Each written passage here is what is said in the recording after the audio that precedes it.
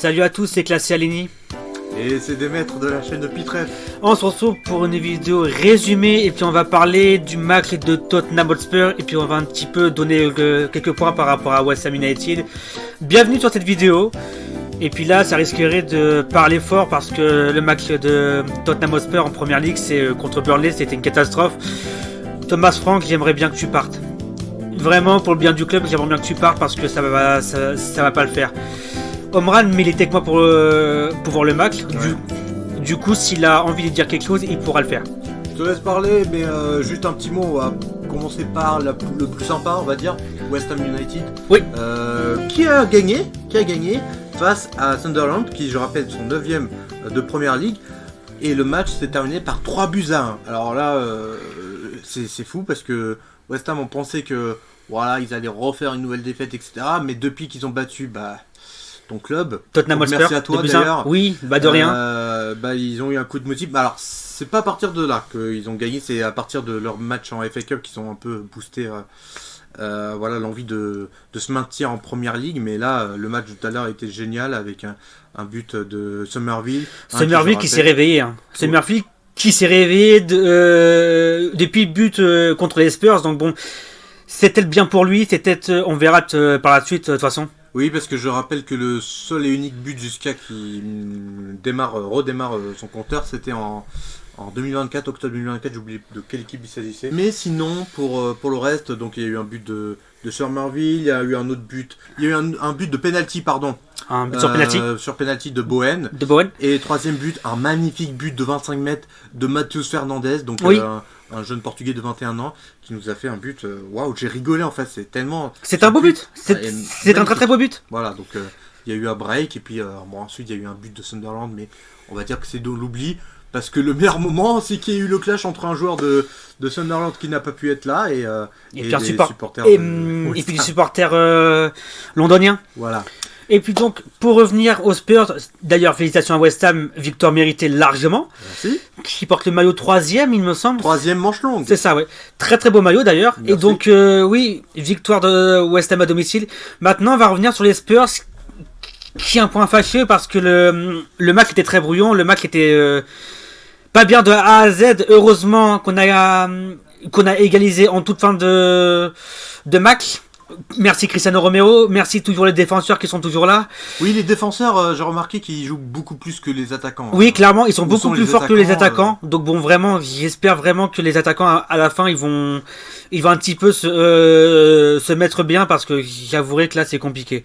Je vais être honnête, le match des Spurs était pas bon du tout. Malgré le score plutôt miraculeux, c'est parce que, on rappelle que le score final, c'était un 2 partout. Est-ce que tu peux dire un petit peu quelle était leur façon de jouer côté Clarets, s'il te plaît? La façon de jouer des Clarets, ils ont joué littéralement comme des porcs en termes de jeu. Ça jouait bien bas, ça jouait ils se trompaient, en contre-attaque. C'est ça, ça se mêlait. De but, quand même. Il y avait pas mal d'erreurs de leur côté. Je comprends pas comment ça se fait que les Spurs ils ont pu se laisser avoir par Burnley, surtout que Burnley on les connaît très bien. Même si bon, ils ont toujours joué comme ça, ils ont toujours joué défensif et puis sur les contre-attaques et puis c'est quand ils jouaient offensif, c'était assez brouillon, mais ils réussissent quand même à marquer, on sait pas comment. Mais sinon, voilà quoi, Burnley, c'est une équipe quand même très très brouillon. Et puis Tottenham méritait pas de perdre, pour être honnête.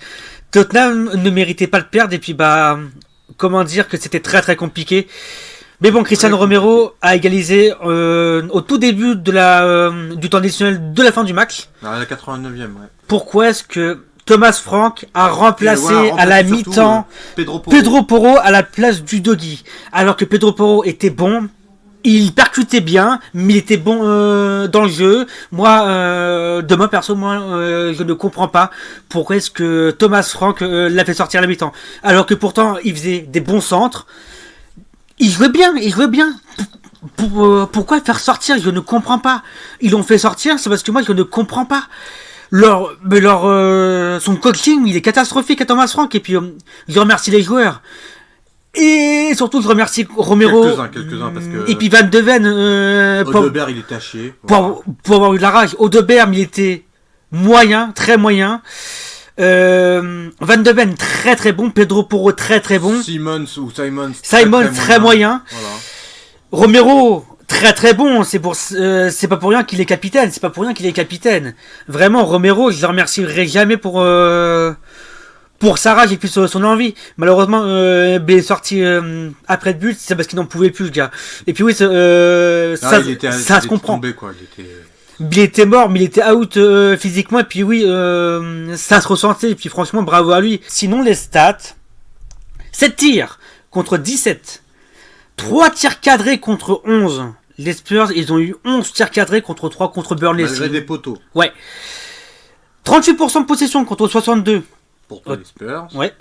78% de précision de passe contre 87%.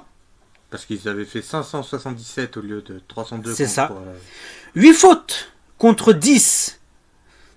Donc oui, les Spurs qui ont concédé 10 fautes. Carton jaune. Un seul carton jaune pour Burnley contre 0 pour les Spurs. Carton rouge, il n'y en a pas eu. Hors-jeu, 3 hors-jeu pour Burnley contre 1 pour les Spurs. Limite de la chance. Parce qu'à la 9ème minute, ça aurait fait un but. Je crois que c'était à la 9ème minute qu'il a failli avoir un but, mais qui a été considéré comme hors-jeu. C'est ça. La chance. Et puis corner, il y a eu 3 corners côté Tottenham qui n'ont pas été réussis. Et un corner côté Burnley. C'est ça. Donc voilà on peut quoi. Parler du classement rapidement parce que c'est alarmant.